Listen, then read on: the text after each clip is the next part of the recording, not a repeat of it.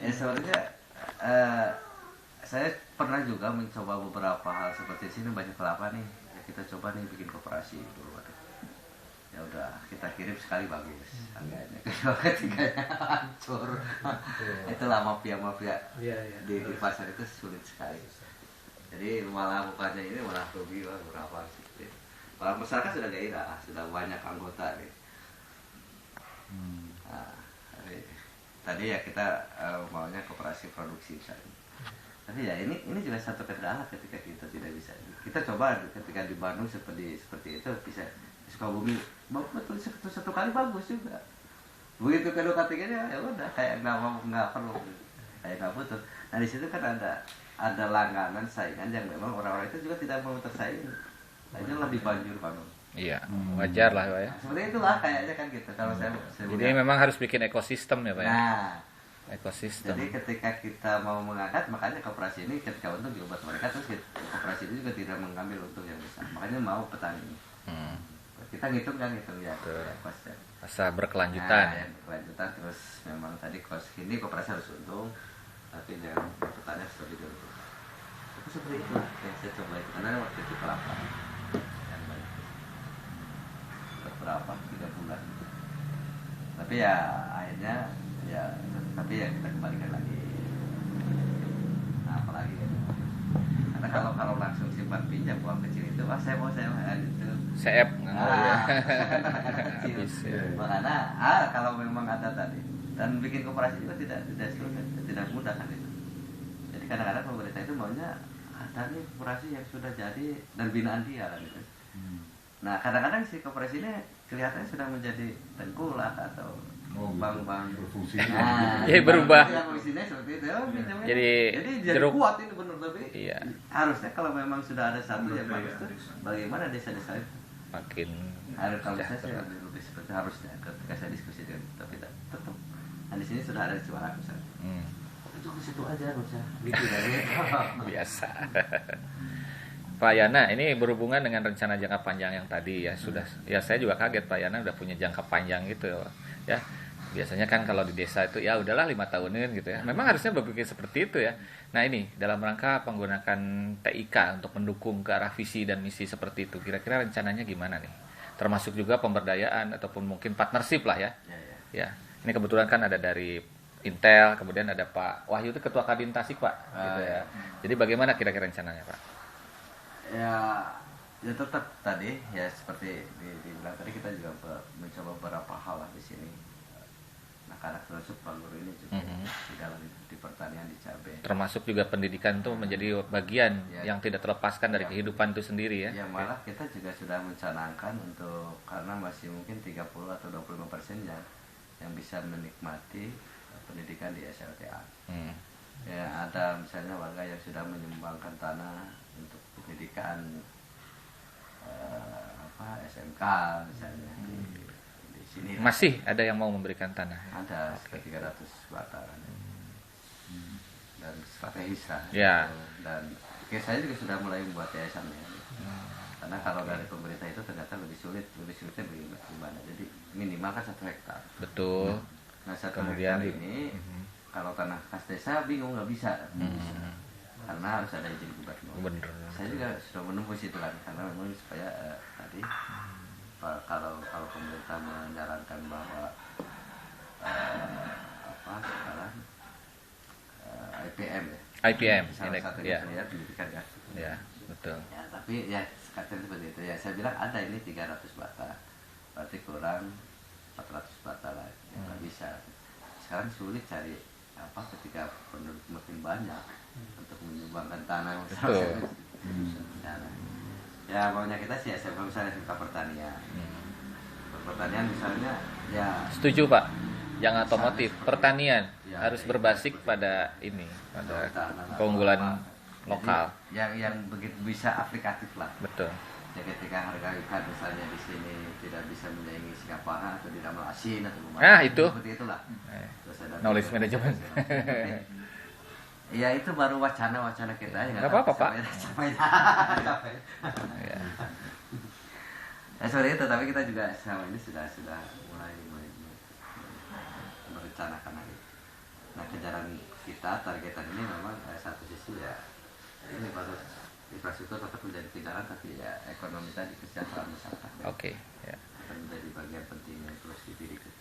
Perikanan kita juga lagi Ya. mencoba. Pak Yana, ini kan Pak Yana itu mengurus desa itu seperti mengurus kewirausahaan sosial gitu ya. Jadi Bapak mencoba untuk bisa mengengage ataupun memberdayakan masyarakat, membiayai juga, kemudian memperoleh bantuan, menggunakannya untuk nanti jadi modal ya.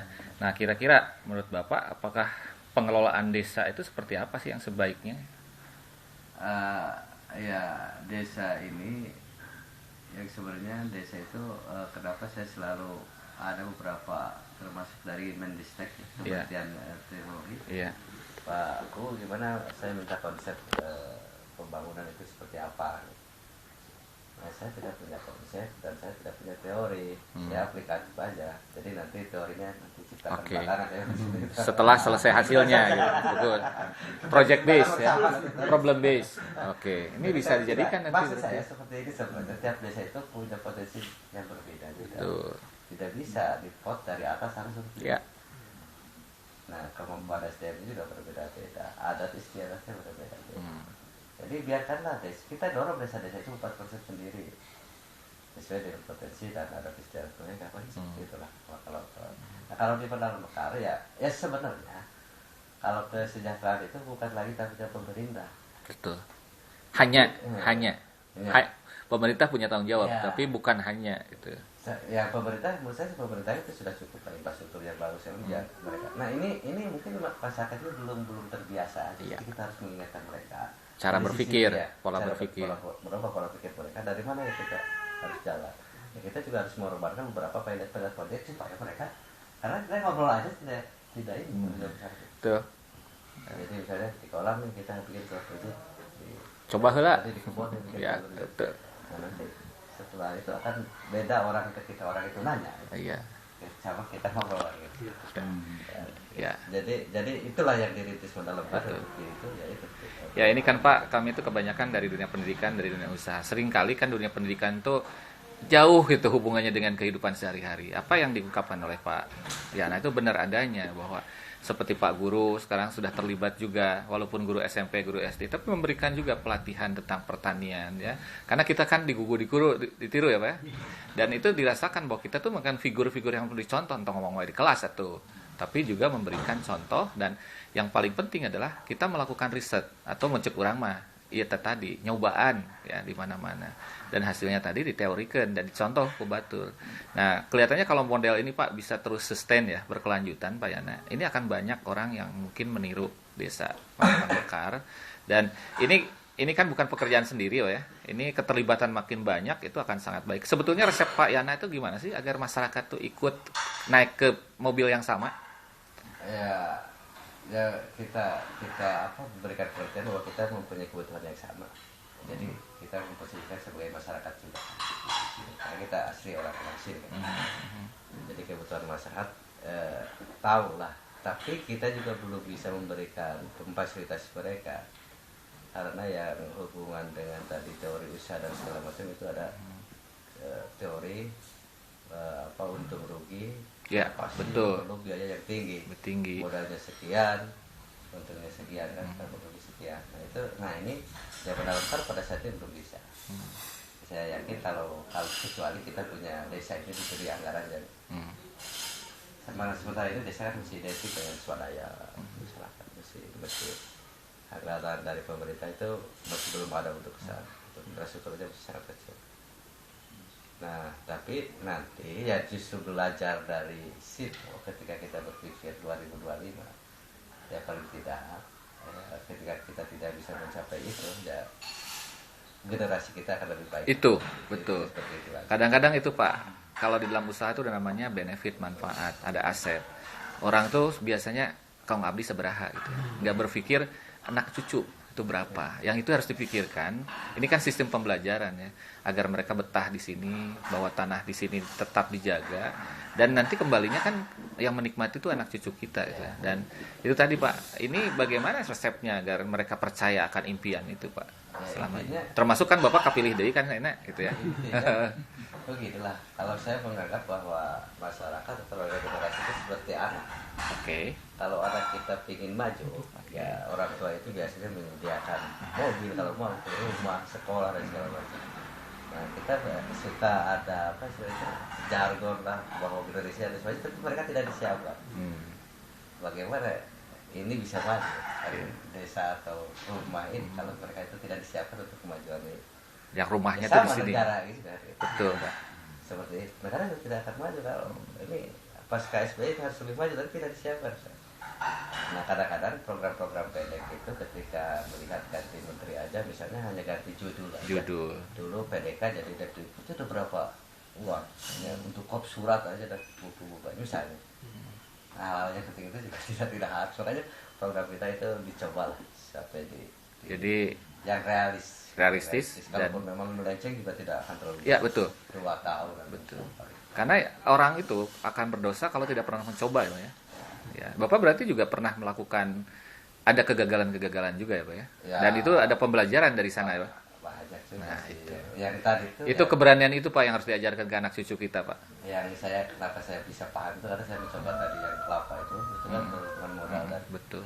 Beli dan untuk. Jadi nah, sementara untuk yang sifatnya instan ekonomi itu kita belum butuh. Ya. Nah, sementara kan kalau di pemerintah juga agak sedikit tersembunyi kalau ada program-program ke situ ya. Biasa. Kalau saya dengar misalnya di TV misalnya kalau Yusuf Kala bilang itu aneh kalau tidak ada modal padahal uang itu ya, sedang ya, kita duduki. Betul.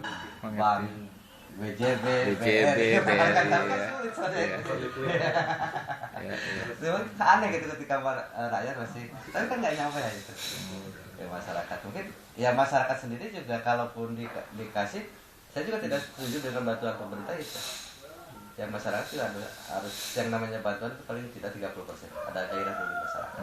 Jadi sebenarnya pemerintah juga pernah berupaya dan kalau dibilang sebenarnya harus lebih banyak kambing di Indonesia itu dari manusia. Ya, kayak di Selandia Baru. Kayak di Selandia Baru ya, Pak ya.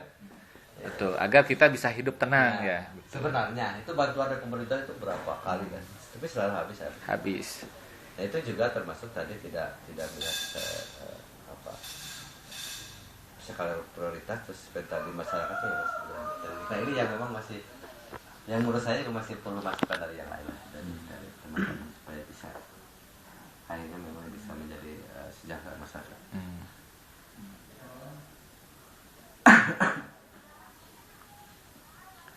Oh, yuk mungkin.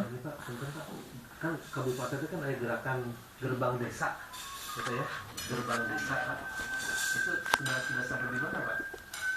Saya lihat cuma mobil-mobil plat merah aja dikasih stiker gerbang desa gitu. Kalau di sini gimana? Mahal kalau di dia gitu. Aku sudah gerbang desa itu dan kalau serius sih bisa jalan. Tapi kan kalau ditanya di masyarakat pasti yang ditanyakan paling dibutuhkan pasti berteriak tentang infrastruktur karena itu yang sangat ekonomi dan segala macam. Ternyata tadi gayanya apa namanya infrastruktur ini. Tasik itu wilayah-wilayah yang PAD-nya sangat kecil, 40 miliar kalau salah. Jadi pengelolaan ini nggak kurang sedesa. Kalau seperti Jokowi